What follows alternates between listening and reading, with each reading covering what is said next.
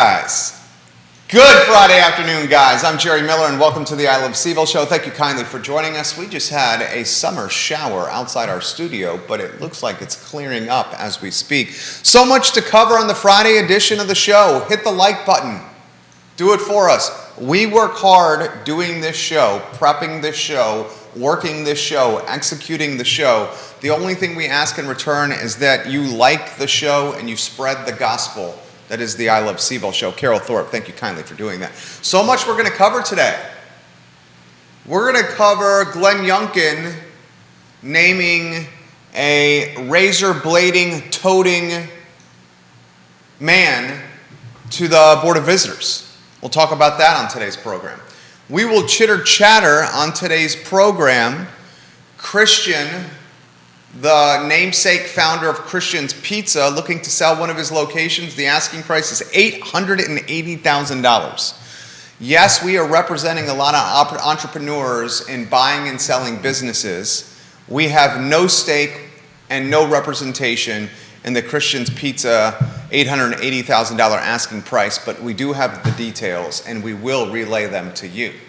We'll talk LIV Golf Tour, announcing today that it's going to sell teams or franchises within the LIV, that topic on today's show. And we'll chatter what we learned this week on the I Love CVille Show.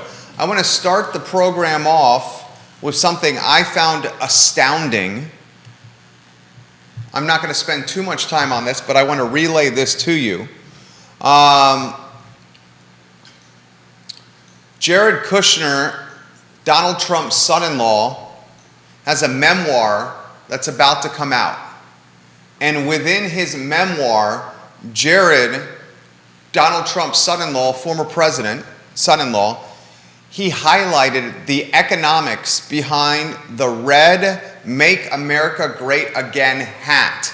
Now this MAGA hat, Make America Great Again hat, has been a lightning rod or undoubtedly a point of divisiveness in this community. You wear that hat in a jurisdiction like Charlottesville, you're probably going to catch more grief than someone wearing a Virginia Tech hat in a jurisdiction like Charlottesville. I think you could probably say that with confidence and conviction. Here's the economics of the hat. During Trump's campaign, that hat was earning the Trump campaign $80,000 per day. Kushner, in his memoir, which is due out August 23rd, it's titled Breaking History, indicated the hat was making the campaign 80 G's per day. The estimate is $29 million in revenue from the Make America Great Again hat. Donald Trump designed it, he created it, he wore it, and it generated nearly $30 million, 29 to be exact, in revenue for the campaign. Say what you want about Trump, and he's done some scoundrel-like things. You question integrity and character undoubtedly, but the dude is a branding and marketing wizard. A hideous-looking hat, you would not say is in style, the look of that hat, generating 80 G's a day and $29 million in revenue for the campaign. Wanted to relay that to you. Now let's welcome Judah Wickhauer to the program. We'll give props to Skooma Boutique Dispensary for being a part of the show. The best dispensary in Charlottesville is which one, Judah Wickhauer? Skooma Boutique Dispensary. 80 grand a day for the MAGA hat, 29 million for the campaign. A hat that is a wide-brimmed hat that doesn't really fit on your head, super boxy in look. I don't think I've ever seen one in person. Far from stylish, and as Kevin Yancey just said, even made in China. The dude knows branding and marketing. Yeah. Say what you want about his character, and a lot of the comments are certainly justifiable, but branding and marketing, the dude knows. All right, let's talk about a crazy story here. Get ready, viewers and listeners, for this. We're going to set the stage on a name that perhaps will ring in infamy for the next 30 days, certainly when students come back. Because I think this is not the last we have heard of this. Remember, the UVA students are not back yet. Yeah. So when they come back, the pomp and circumstance, the strategy, the fury will probably present itself. We'll set the stage. Are you ready, Judah? Yep. Let's do this together in staccato fashion, alternating commentary. Bert Ellis was named to the Board of Visitors by Glenn Youngkin. Most Board of Visitors who are new to UVA and the BOV don't get much attention or props, but Bert Ellis is very, very different. There's one member of the Board of Visitors who has yet to serve on the Board of Visitors, right? I believe that's correct. Yet to serve. And already the UVA Student Council is calling for his removal. The editorial board for the Cavalier Daily is writing scathing commentary about the man. Would you like to set the stage why Bert Ellis might be the most disliked man on the grounds of the University of Virginia right now? Well, he was not very happy with a particular sign on a fourth. I guess it's a fourth year. It's only the fourth years that are allowed those. Fourth years. Those the long the range is for graduate students. The lawn is for undergrads for fourth years. Yeah. So I never had a chance to live on the lawn. My grades were not up to par while at UVA to live on the lawn. So do we want to show the sign now? Put the sign on screen. So Bert Ellis drives across state lines. I don't think that's true. What do you mean it's not true? Look, it says it in the article, dude. Okay, but just because an article writes it doesn't mean it's true. I also have a Washington Post article that says here that, let's see, he was visiting his alma mater and was walking along the lawn, a well-groomed area that represents Jefferson's attempts at building an academical village. The area is lined blah, blah, blah, blah, and during his visit, he was taken aback by a sign on the dorm with crass statements. He knocked on the door, and she slammed the door in his face. Cavalier Daily, I'll read verbatim. Let's begin with a central aspect of this mission statement. Last fall, Bert Ellis traveled across state lines to harass a lawn room resident, arriving with a razor blade, intending to cut away sections of the sign that hung on her door. Do you have the sign? Put the sign on screen. So the problem with that is that There's so many problems with that. No, the problem with the way that's written is that it's. Is the sign on screen? Yes. Okay, look at the screen. Everybody look at the screen. The sign has one has the F word in it. Jude and I are not going to utilize the F word in its full form. The sign says FUVA, UVA operating costs are equivalent to KKK cops, genocide, slavery, disability, and black and brown life. Frankly speaking, I don't even understand what the sign means. I think that's his main problem. What is the sign? What is the significance of this? Keep it on screen. Please keep it on screen. The significance is that she's trying to be, what's the word? She wants to surprise people. She wants to make people angry. Shock jock? Yeah. It doesn't, I think his problem is that ultimately he's saying, despite the fact that I think he is for freedom of speech at UVA, he doesn't include this in freedom of speech because it's not actually saying anything. Look at the screen. Does anyone know what this sign means? This is a fourth-year law student. Fourth-year law students are the best of the best at the University of Virginia. You're living at the lawn, you're the best of the best. You're the creme de la creme. She has this sign. I don't even understand what this means. Now, I will say this. I'm a staunch supporter of freedom of speech. Yeah. You guys watch the show by now. As am I, but again... Libertarian, party of common sense, whatever you want to call it, I'm a staunch supporter of freedom of speech.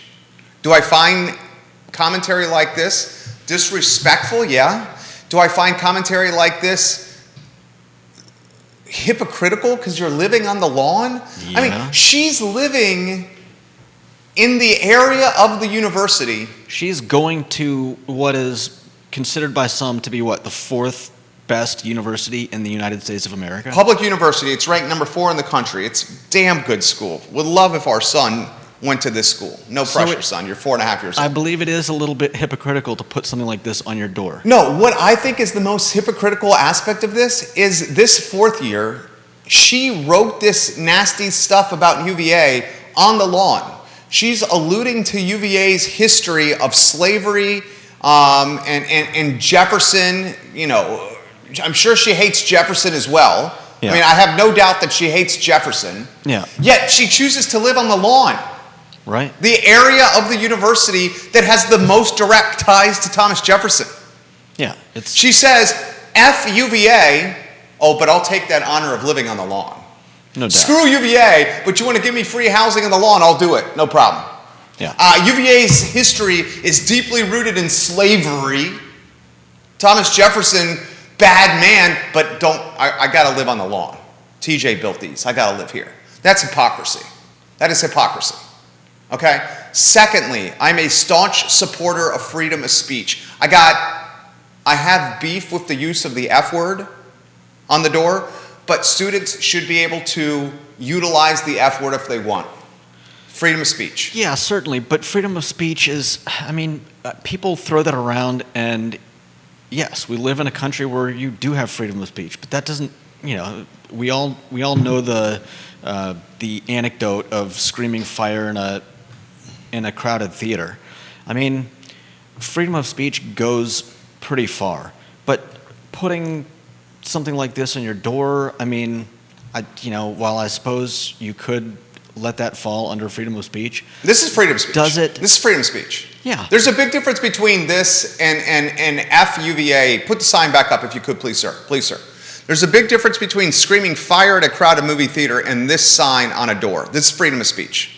Do I agree with it? No. Do I find it disrespectful? Yes. Do I find it hypocritical? Yes. Can someone say they hate Jefferson and choose to live on the lawn? Yeah. Where the entire lawn is Jefferson and Jeffersonian? That's hypocrisy. Mm-hmm. That's hypocrisy right there. You can't have your cake and eat it too. Now we'll take it a step further. The dude, Bert Ellis, a business executive, mm-hmm. He's the president of the Jefferson Council. This is interesting. The Jefferson Council is a conservative group of alumni and stakeholders who aim to preserve the legacy of Thomas Jefferson and intellectual diversity.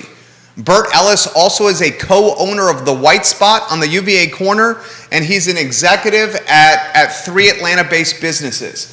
This dude was just appointed to the Board of Visitors by Glenn Youngkin, the Republican governor. Glenn Youngkin appointed a guy to the Board of Visitors that no BS was trying to razor blade part of a sign off a door at the University of Virginia. The only thing that prevented him from razor blading the sign or part of the sign off the door was the yellow shirt UVA ambassadors who often walk around grounds. They're the liaison between the university police and the University of Virginia community. 2 yellow-clad UVA ambassadors told Bertie boy, Bertie, if you razor blade this sign, you're going to get popped by the police and likely get arrested. What do they call it? Malicious damaging? Is that what it was referred to? I think so, but after... so Bertie boy did not do it. I have to call into question the article that you started off reading. After, what, the Cavalier Daily? Yeah. Why? Read the line you wrote again. You read again? About the Jefferson Council? No, about him crossing state lines? Yeah. Okay, this is from the editorial board at the University of Virginia. This was released, let's see here, 2 days ago. Last fall, Bertie Ellis, I added Bertie. They didn't say. No, I'm not worried about that. Which, Bert and Ernie, which one was Bert? I can look. I think. Okay, it's no big deal. I'm getting distracted. I think Bert was the one with the tall head. Okay, I'm getting distracted here. But I'll read verbatim from the article. No. We don't need to look into this. We'll stay focused here. We're getting ADD here. Ellis traveled last fall across state lines to harass a lawn room resident, arriving with a razor blade intending to cut away sections of the sign hanging on her door that he did not agree with. He left after 2 university ambassadors explained the doing would be considered malicious damage. So did he cross state lines? Yes, because he doesn't live in Virginia. But I think I think they're twisting the facts here to make it sound like he found out about this sign and specifically drove across state lines to come to the lawn and harass this woman. Well, neither you nor neither you nor I know why he came here. Okay. Only Bert knows that. Yeah, okay. But there is a Washington Post article that doesn't support that article. Okay, and what does the Washington Post quote Bert? No. So only Bert knows his true reasoning for driving across state lines, we would presume from Atlanta, his home, to Charlottesville. Now, I would hope Bert would be like, I did not cross state lines to Razorblade the sign off the wall. I crossed state lines to enjoy and experience my alma mater. I hope to God he says something like that. Because if Bertie Boy says now, yes, I crossed state lines to Razorblade that sign off the door. If he said that now as a member of the Board of Visitors, there would be problems. Yeah, there would be big problems. All I'm saying is that there are two articles that I've seen, the one that you're reading and the one from the Washington Post, that tell different stories. Well, yeah. And so that calls into question the way they wrote that article to make it sound like he specifically drove all this way just to... I see your point, Judah. I think you're harping on maybe I'm the one that's harping on it, okay? The reality is the only person who knows the true reason or intent of driving to UVA that day is Bert Ellis. Yeah, that's fair enough. Okay, and Bert Ellis would be, we talked about Bob Good yesterday, where he called COVID the China virus, and yesterday we talked Bob Good, who says that cameras should be installed in classrooms to spy on students and teachers and admins to make sure that their leftist propaganda is not radically changing the next generation. Two boneheaded mistakes by Bobby Good. Two political gaffes. You want to hear a bigger political gaffe? What would be a larger political gaffe than that? If Bert Ellis goes on record and says on record, yes, I drove across state lines with a razor blade strictly for the sole reason of razor blading that sign off the door. If he says that, he's an idiot. Yeah. I don't think he's going to say that. I doubt he'll even acknowledge this. No, I doubt he will either. Now, where we're at is the student council of the university is demanding that Bert Ellis be removed from the Board of Visitors. The editorial board at the Cavalier Daily is demanding that Bert Ellis be removed from the Board of Visitors. Yeah. Student body, the expectation when they return later in August to grounds, the expectation is protests, a gaggle of students ganging together to have beef on Bertie Boy. I would say that's a fair expectation, right? Yeah, I mean, we know. We protest everything these days. We're going to protest a Board of Visitors appointee who used or tried to use a razor blade to sign off a door. Now, we want to give some background here, and I believe you've got a little intel and a little background. Judah Wickower, the show is yours, Judah Wickower. Yeah, while I question the optics of this, from looking at Youngkin's appointment of this guy, from what I've read, I understand the reasoning behind it. He is, I think, reacting to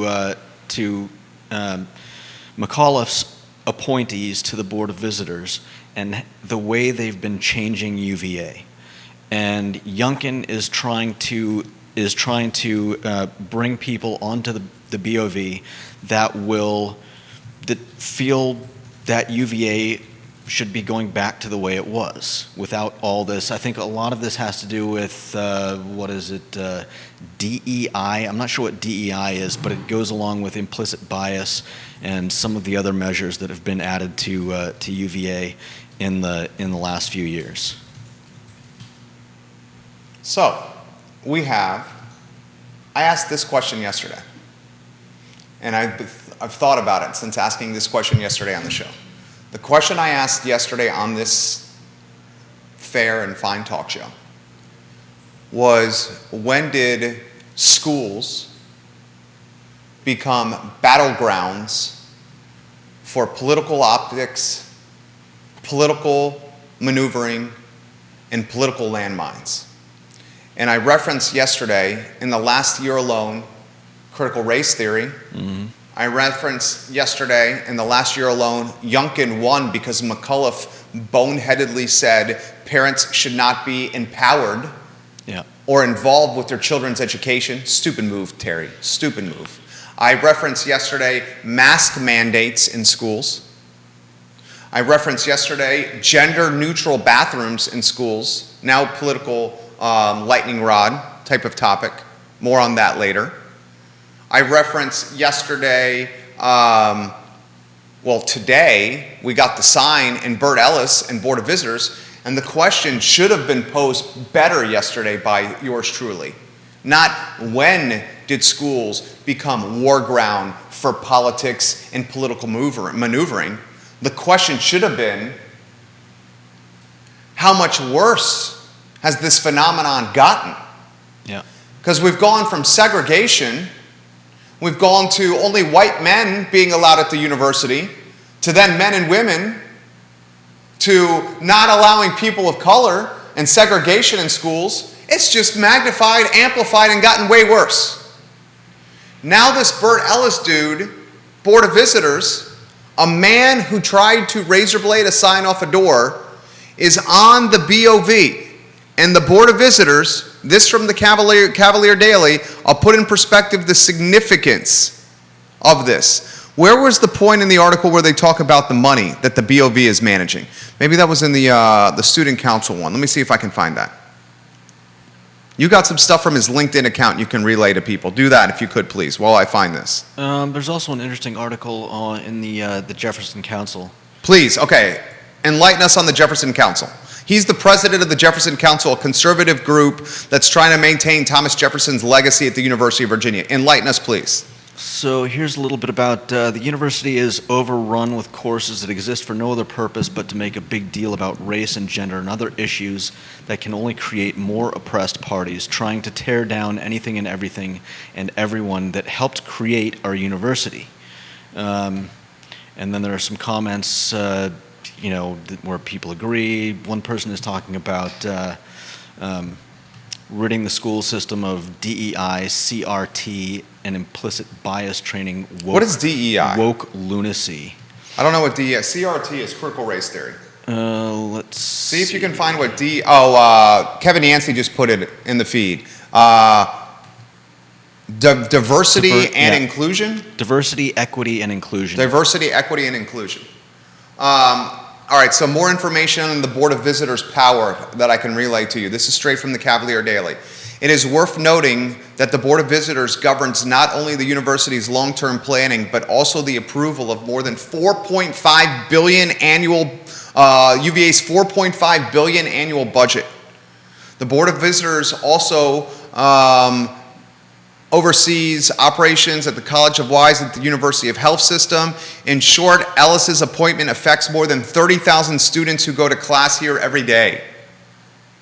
I mean, these are serious. If you remember the Board of Visitors, when Teresa Sullivan was the president of the University of Virginia, you had Helen Dragas. Remember, Helen Dragas was the huge proponent of Coursera and the University of Virginia moving to a digital an internet-based academic environment. Helen Dragas was convinced that education was going to be through this Coursera platform and that people would learn through the internet and not in classrooms. You know, so far she's proven to be wrong. She might be right moving forward, but right now it hasn't been the case. Helen Dragas initiated a coup. Is coup the right word? When you work behind the scenes and you try to do something, like push somebody out of office? Yeah. Is it coup? Coup is specifically about pushing someone out of office. Yeah. Or out of, Helen Dragas did a coup. A super DL meeting with fellow Board of Visitors people, or her peers on the BOV, in one-on-one settings. Mm-hmm. She siloed communication, Helen Dragas, on the Board of Visitors, met with her peers on the BOV in one-on-one settings to get the temperature of a coup to push Teresa Sullivan out of office as president of the UVA. Those are all facts. Everything I just said was facts. Facts, facts, and more facts. Okay? And she won. But if it wasn't for massive protests, fallout, and straight up beef from faculty and students at University of Virginia, Teresa Sullivan may not have been reinstated as president of UVA. Dragas wielded that much power on the BOV. I believe the BOV elects the president of UVA. The BOV, it's just like the city manager and city council. The city manager runs the city of Charlottesville. City council is the board that manages the CEO, the city manager. Yeah. City manager runs the $200 million roughly budget of Charlottesville, the jurisdiction. Mm-hmm. But the 5 city councilors manage the city manager. The Board of Visitors manages the president. The president runs the university, but the BOV is the board that manages the president. Yeah. I mean, good God, the BOV is alpha dogs. The BOV is one percenters atop their game that are accustomed to being right, that are accustomed to being the loudest voice in the room, that are accustomed to being the CEOs, the presidents, and the head honchos, and they don't often hear the word no. People of that clout and power, where a governor knows your name and is appointing you to a board, that's clout, influence, and power right there. Look it up, Helen Dragas. Helen Dragas is the CEO of her family business. And dude, the Dragas companies are no joke. They're out of Virginia Beach. Let's see if I can find the website. Look it up. I think it's just Dragas Companies is the name of her company. I'm doing a quick Google on that. Yeah, I was right. The Dragas Companies. Look up www.dragas.com. I mean, it is a behemoth of a freaking company, dude. A behemoth of a company. And she is, I'm going to the leadership page, the president and CEO of this family business. So we close the topic on this. And I'm going to ask a straightforward question. Did Youngkin make a mistake here? What was Youngkin thinking? Why did Youngkin appoint a razor blade wielding Atlanta-based businessman to the Board of Visitors? Did he appoint Bert Ellis to the Board of Visitors because he's the president of the Jefferson Council, a conservative group of alumni and stakeholders who are trying to maintain Thomas Jefferson's legacy at the University of Virginia? Final question. Did Youngkin appoint Bert Ellis to the Board of Visitors because Youngkin wants to see the Jefferson legacy amplified, magnified, spotlighted, and prioritized even more? Because of late, it certainly is being deprioritized, if not erased, eradicated from the university history and legacy. Is it wrong to want to preserve Jefferson's legacy? Great. Another great question. Is it wrong to want to preserve Thomas Jefferson's legacy at the University of Virginia? Viewers and listeners, let's get to some comments. Carol Thorpe watching the program. I love you, Carol Thorpe. I love you, Carol Thorpe, the Queen of Jesuit. Carol Thorpe has this comment. Jerry and Judah, you want to talk hypocrisy? Try Dr. Jaylene Schmidt and Lisa Woolfolk bashing Thomas Jefferson at every opportunity, yet continuing to teach there and cash paychecks from Mr. Jefferson's university without reservation.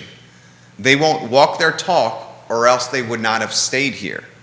And I think that Dr. Jaylene Schmidt is very active on Twitter and has very pointed commentary about Thomas Jefferson. Carol Thorpe is exactly right. Judah, jump in here. And I think that has to do with Youngkin and Ellis's problems with these, the CRT, DEI, and the acronyms are too much. Yeah.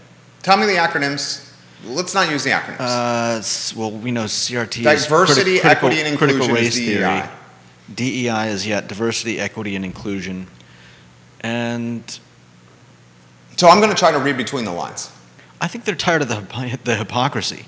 They're tired of Wokeism. the hypocrisy Wokeism. of people putting FUVA on their doors while, as you said, living on grounds, getting free room and board, going to the fourth best Public university. institution for When learning. I was there, it was number 2, but Well, just saying. when they lost you, things just went downhill. That was funny. You're bringing your A game today. The jack of all wit is bringing the wit today. This is the Judah Woodcower I like. Okay? This is the one I like right here. This is what I'm going to try to read between the lines. This is my personal opinion. Mm-hmm. It's a talk show. I'm supposed to give my personal opinion. My personal opinion is this. Glenn Youngkin ran on a campaign of returning education to an era before wokeism. Right? That's fair. Yeah. Youngkin, his campaign for governor, I want to return schools in Virginia to an era and a time before wokeism infiltrated school systems. Youngkin has just appointed the president of the Jefferson Council, an organization that is making a strategic effort to preserve Thomas Jefferson's legacy at the University of Virginia, the school he founded. Youngkin is clearly indicating to all that he wants Jefferson's legacy preserved at UVA, and he wants to reverse the course of wokeism at the university level. That's what this appointment means to me. Yeah. Because anyone who does a basic Google search on Bert Ellis, Google Bert Ellis. I'm doing it right now. The first 2 items when you Google Bert Ellis are the Razorblade stuff. I mean, that, yeah. Youngkin knew. That's going to get... Youngkin knew. Oh, yeah. 100% knew this was in Ellis's history. Mm-hmm. Right? Safe to say, right? Yeah, I think he sees Ellis as someone who truly cares about UVA, and... Does he see someone who truly cares about UVA, or does he see someone who truly cares about Thomas Jefferson's legacy at UVA? Could it be both? Potentially. Fair. I mean, one thing in this article that... this is the Washington Post article or the Cavalier Dailies? The Jefferson Council article. Okay. It's a year-end UVA update from Bert Ellis, and he says he's pleased with Governor Youngkin, blah blah blah, are all very interested in refocusing UVA and other colleges and K-12 schools in Virginia on educating students and not brainwashing them with the woke/CRT/DEI mantras that have overtaken UVA and almost all other colleges and K-12 schools in Virginia and across our country. And that's similar to, we both believe that Good was an idiot for what he said, but he's coming from the same direction. There you go. Comments. Let's get to comments. Travis Hackworth, Danville, Virginia. Travis Hackworth, the king of Danville. He says, Jerry and Judah, hypocrisy is saying F UVA, but then utilizing the clout and power a degree from UVA brings for your financial or professional gain. 100%. That's hypocrisy. Well said, Travis. 100% agree with you. Neil Williamson, president of the Free Enterprise Forum, he says this, quote, it's a quote, I disapprove of what you say, but I will defend to the death your right to say it. The words above reportedly originated with an English author named Evelyn Beatrice Hall in 1906, and not Voltaire. That resonates with me. I am disturbed by the language of that sign and find it incredibly hypocritical. She's living on the lawn. She's bashing Jefferson, but living where Jefferson created rooms for the best of the best. And then she's going to utilize the UVA degree for her personal and professional gain. She's a hypocrite. And I think, but I stand by her right to freedom of speech. And I like that this country offers the opportunity for people to speak what's on their mind, even if I'm vehemently opposed to it. Yeah, and I agree, but I think some people's problem with this is that it's not actually saying anything. I don't even understand what the sign means. Kevin Yancey tried to explain. Put the sign back up. Kevin Yancey is offering some insight, the king of Waynesboro. The sign means that the things listed below are what maintains UVA. Do you have the sign back on screen? Yeah. Like, if I saw this sign, I would not know what she's protesting. Look at the screen. Look at the screen. Does anyone get the sign? I mean, does anyone... I guess the sign means that all the bullet points, the KKK cops, the genocide, the slavery, the disability, and the black and brown life are what is keeping UVA going. Do you understand the black and brown life aspect of this? Do you know what this means? I don't know what it means. I mean, I think she's saying that that UVA is built on the backs of Ku Klux Klan cops, genocide, slavery, a disability. I'm not really. I don't sure. understand the disability part. How is UVA built on the back of genocide? What does that mean?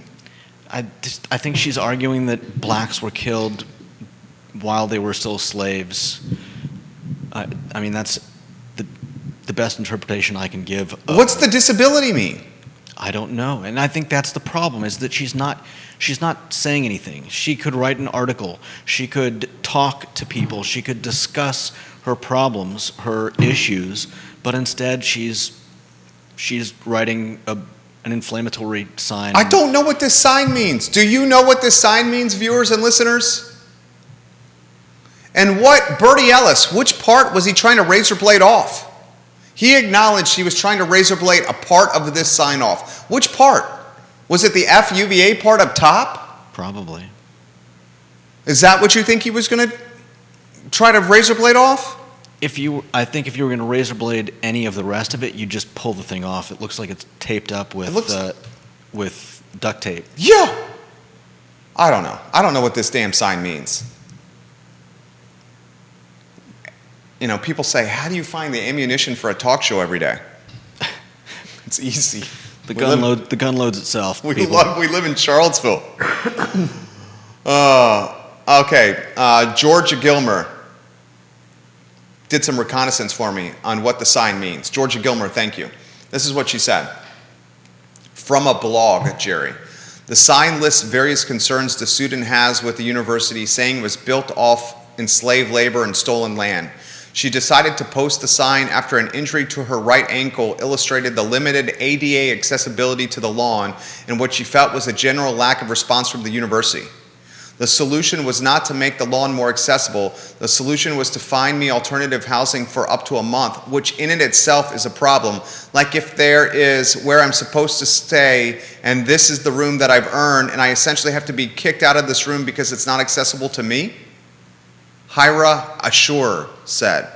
She says she hopes the sign will push the university to listen to student groups like the Black Student Alliance or community efforts to defund the police department. So let me understand something. Former UVA lawn resident, Hira Ashur, A-Z-H-E-R, first name H-I-R-A. You hurt your ankle. You went to UVA. And UVA said, we want to help you. We'll give you another place to stay for a month because your ankle's banged up.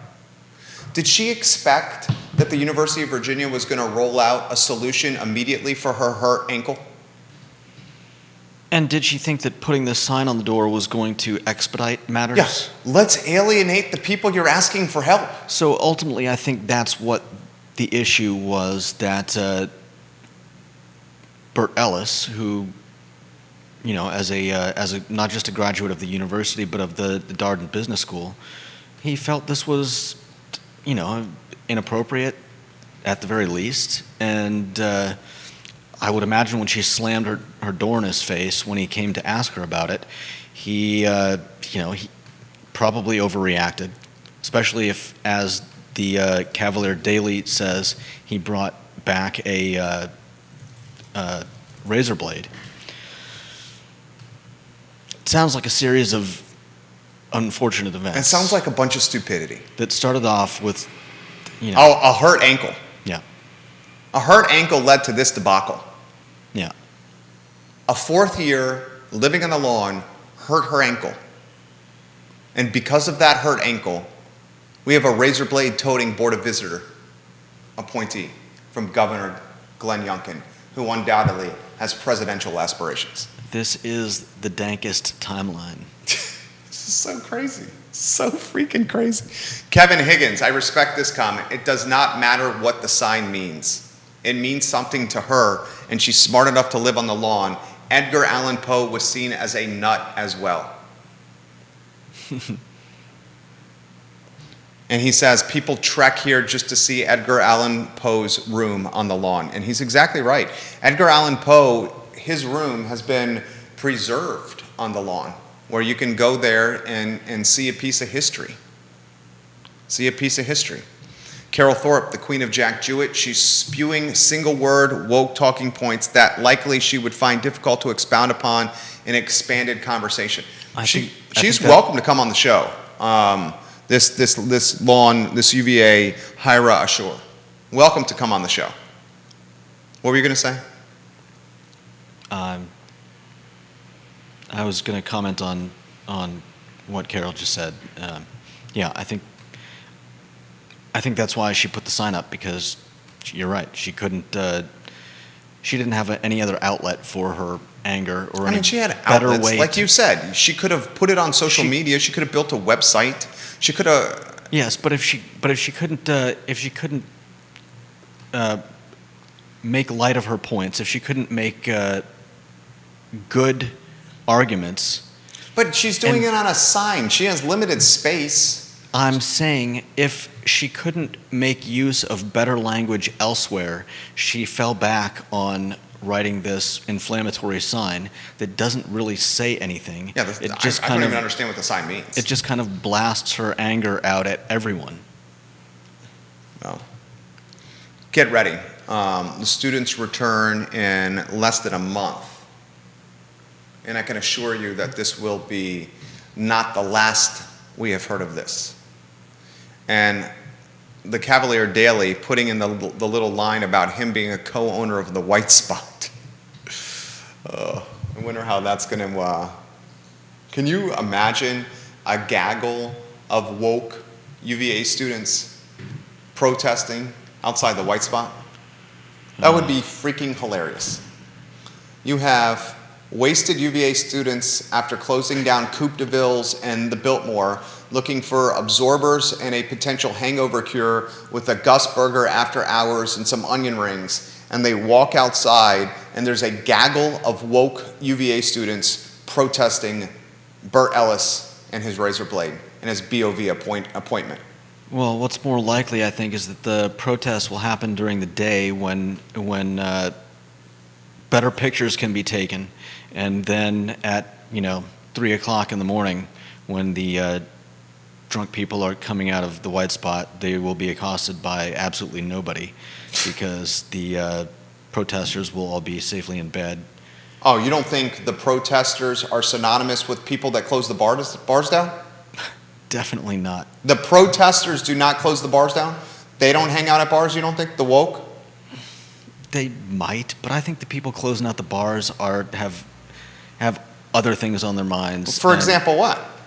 I was one of those people closing down the bars. For example, having a good time, finding someone to bring back to your dorm room. Whoa, bow shaka bow wow. I'm just saying that I think by and large, the university populations across the United States are not part of the woke movement that would, as you said... I think that's changing. I think there's understanding of those things. I think the wokeism is becoming quite popular. I think that's changing. I think when I was in school at 2000 to 2004 at UVA,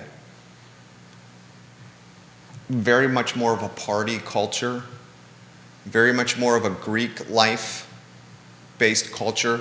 Me personally, I was a Phi Kappa Psi. And you think that's gone now? It's dropped. The party culture is diminished. There's less emphasis on Greek life.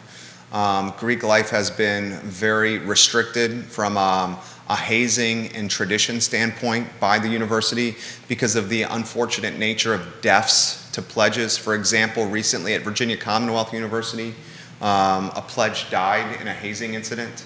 I think that the party culture at University of Virginia, I mean, remember Easters, a lot of people watching this program remember Easters, Midsummers. I mean, these were ragers, like benders that consumed the town, where thousands of students flooded the Mad Bull and were everywhere. These types of initiatives and endeavors and party-like environments have disappeared.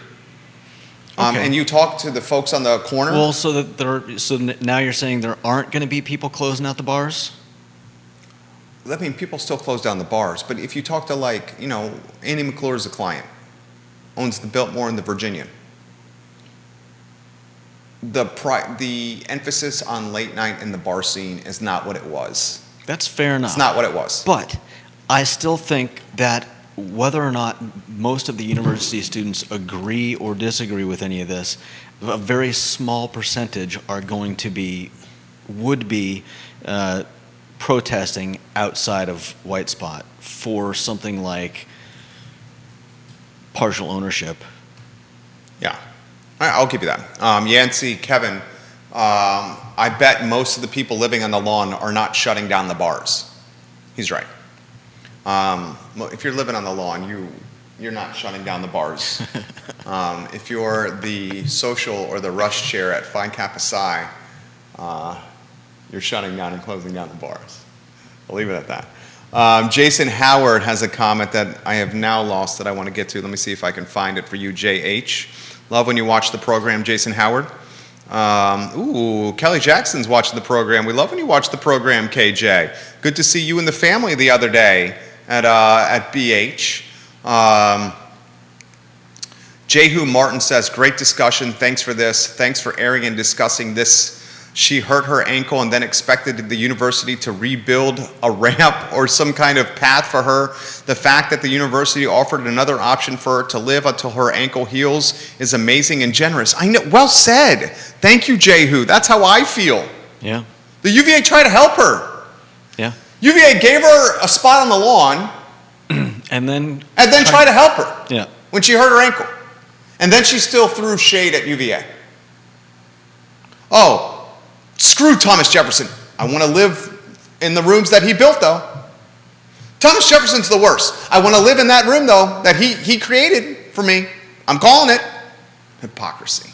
Come on. Jason Howard. So if you hurt your ankle at work and have a fourth floor office, the expectation is that an elevator be installed rather than give you a ground floor workspace in the interim. Is that the message? Well said. It's only rational, right? Jason Howard. Well said, JH. I love that. My ankle's hurt. I can't make it to the fourth floor. Boss, I need a $200,000 elevator installed. If you don't do that, F you. F you. You're not installing a $200,000 elevator. Bill McKenzie. My wife used to work across from the circuit court on High Street. There would be a gaggle of protesters whooping and toting signs in front of the place for various reasons. When the TV cameras packed up, the protesters disappeared. Yeah. Yeah, they want the attention. That's why I said that the protesters outside of the White Spot would be there when they would likely find themselves confronted by press cameras. Yeah. Georgia Gilmer giving you props. She says, just because it's in an article doesn't make it true. She's alluding to the Cavalier Daily, Washington Post articles and coverage. And I'm not saying they're wrong in the Cavalier Daily. I'm just saying that there are now two articles giving two different accounts of what happened, and that leads me to take at least one of those articles with a grain of salt. Kelly Jackson, when you were in college, were you just thinking about food, beer, and girls? Yes. Yes, I was. In fact, not much has changed except girls plural is now girl singular, my wife. Food, beer, and girls. Food, beer, and girl. Food, beer, and girl. In college, it was girls, girls, beer, beer, food. Then school. Kelly Jackson. Made me laugh. Great comment. All right. Anyway, that's the Bert Ellis story. Anything you want to add before we forget, before we move on off this topic? No. Okay. I thought you did very, very, very, very well today, Judah Wickower, in bringing that charisma to the show today. Philip Dow says, it would not surprise me if they go after Jesus next. Have they not been? I think they've already been going after Jesucristo already, Philip Dow. Don't you think? Yeah. I mean, if there's someone that's probably gotten the most grief or gone after of anyone, it's probably Jesus himself. I mean, maybe we throw Vladimir Putin in there. Kevin Yancey. Oh, he says the partying you did, Jerry, pales in comparison to the parties when I was growing up. Ooh, well. Kevin Yancey, I like it.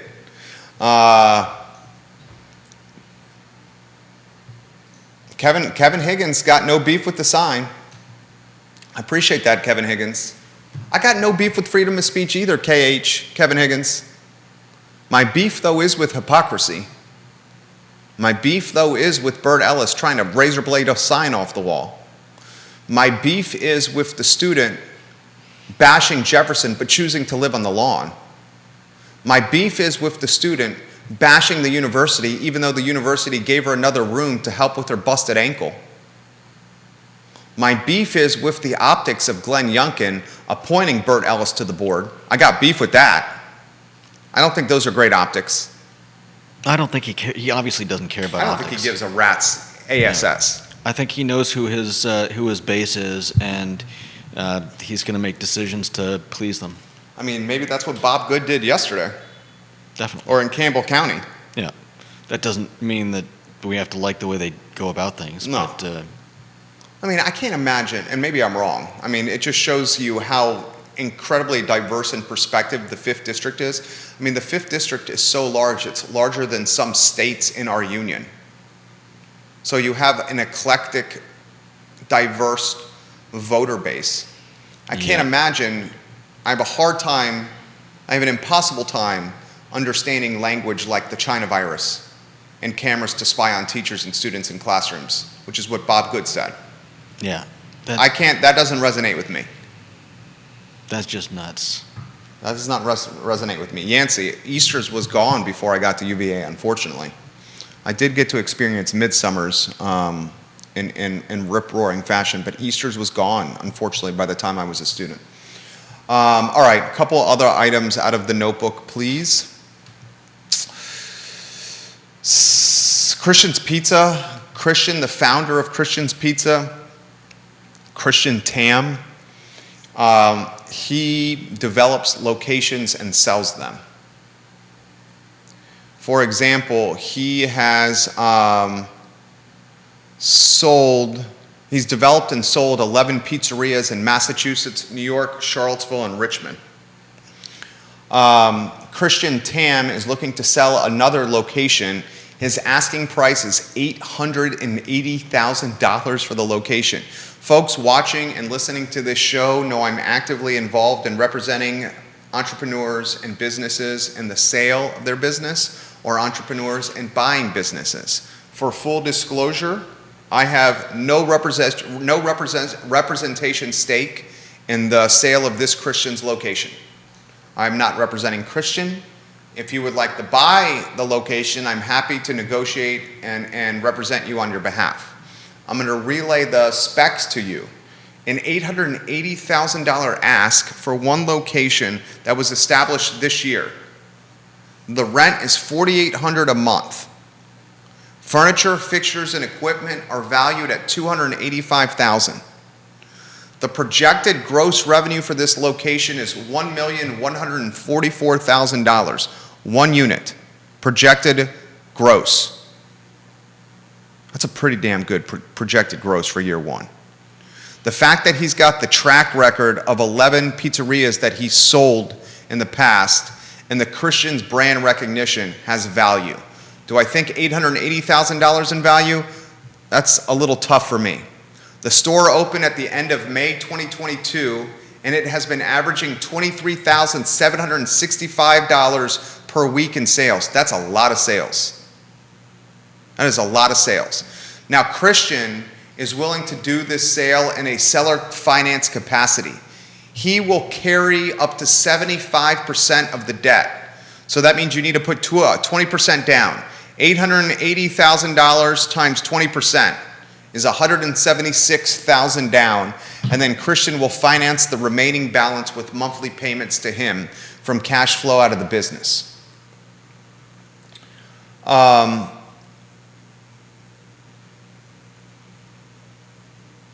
We sold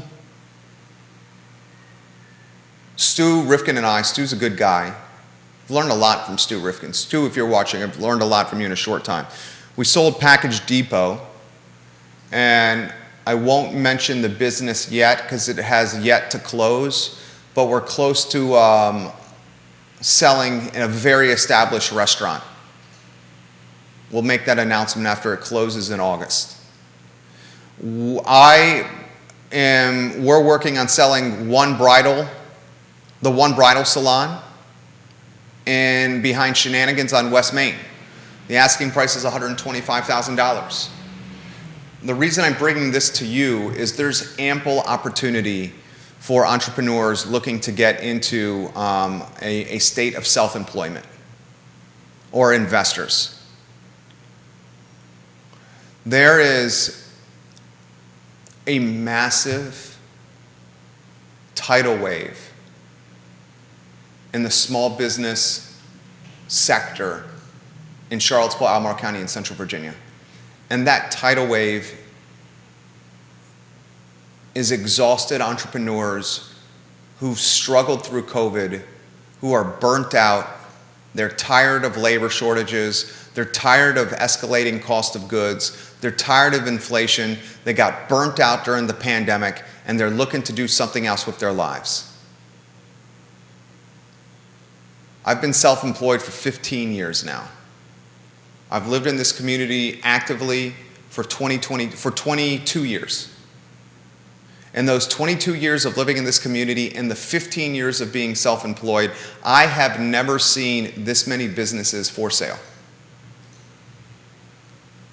And that is yet another collateral damage aspect of the pandemic. All these businesses being for sale.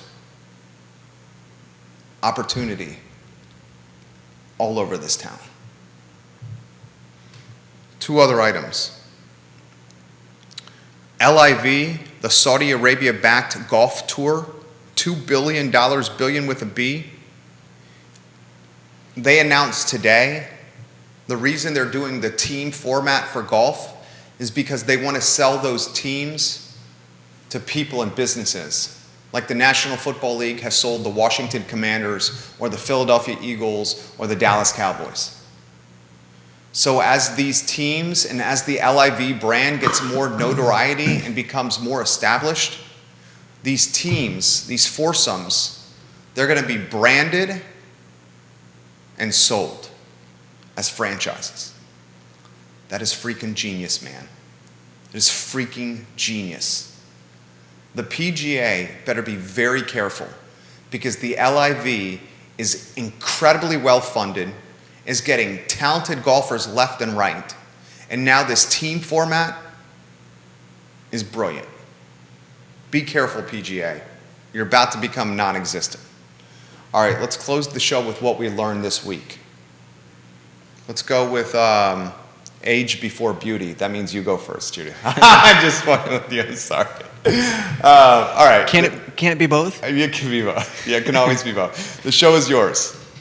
What did you learn this week? I learned that there's a group of both Republicans and Democrats who are forming a new third political party. I don't know how much success they'll have. I don't know how good they'll be, But the idea of the left and the right working together on solutions rather than just crapping on each other and giving the most extreme left or right version of their own ideas that they possibly can, I find that appealing. Kevin Yancey, he sold the Downtown Mall Christians. He also sold a Christians in Richmond to friend of the program, Andrew Vaughn. He does have a good track record of selling the pizzerias, Christian does. And he says in the listing, like a custom home builder who develops houses, he likes to develop pizzerias and sells them. And I didn't show enough attention to what you learned this week, and I apologize. I got distracted. I think what you learned this week is fantastic. Having an additional party in this two-party system is exactly what we need. In fact, I would love to see a political system that has 5 or 6 established parties. Yeah. The more parties we have, the more accountability we have, and the more choice for voters. Yeah. And I think the less entrenchment we have in, less polarization. Old school, people just pushing their propaganda, their agenda. Their single idea agendas. I mean, how many people are left feeling this way? You mean I got to go to one of these two? Yeah. But I'd want to cherry pick a little bit of that one and a little bit of this one. I don't identify with that party or this party. I identify with parts of it, but I identify with parts of that one as well. Yeah. We're not made that way to adapt to rigid or a set list of beliefs. Some of us are. Well, that's ridiculous. I know, but we're malleable. We should, as we get older and experience things in life, have our perspectives change based on those experiences. You know what happened when our kid was born? My whole perspective on life changed. We got a 4.5-year-old we got to keep alive and feed. And hopefully help them turn into an even better person than us. Should be easy for me. Very difficult for him to be better than my wife. She's amazing. Here's what I learned this week. I learned this week that gender-neutral bathrooms will be potentially the next catalyst of conflict in the public school system. I learned this week that gender-neutral bathrooms will cost, if you want to roll it out, an entire school system millions of dollars to implement. At a time when we can